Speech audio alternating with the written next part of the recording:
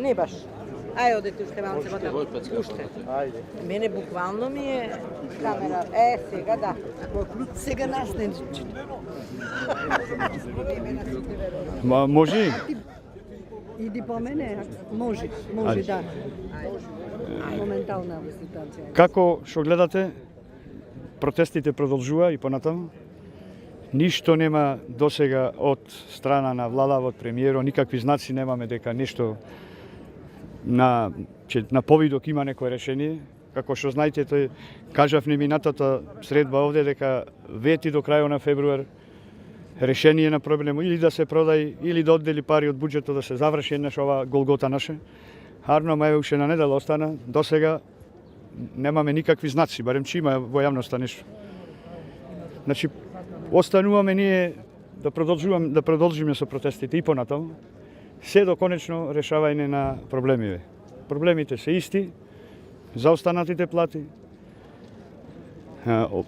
придонесите и отпремнините.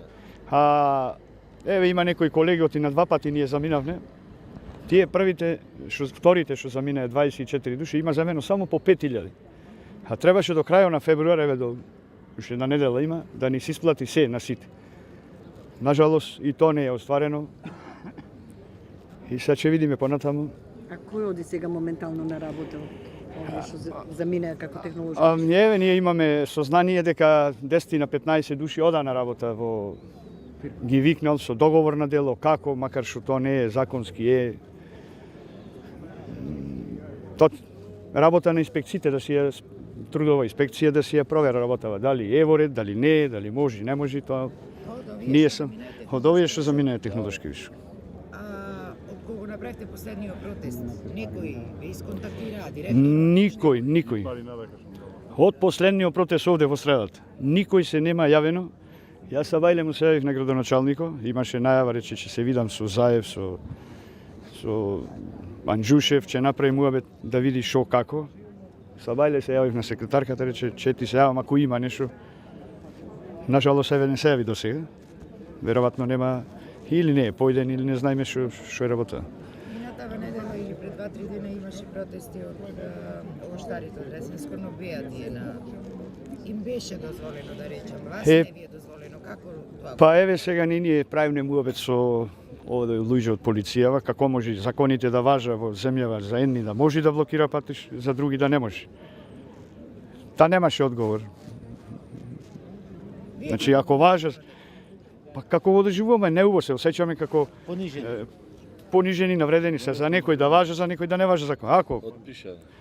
Ако важа за сите да нема, нека важа за сите. Ако може сите да блокира. Мислам тие што има мака, не сите да блокира се услови. Очигледно Добро, јас толку имам, ајде ако сака еве некој друг да користи. Очигледно, значи, раководството на фирмата не може да не ги исплати за останатите отпремнини. Значи, без интервенција на владата,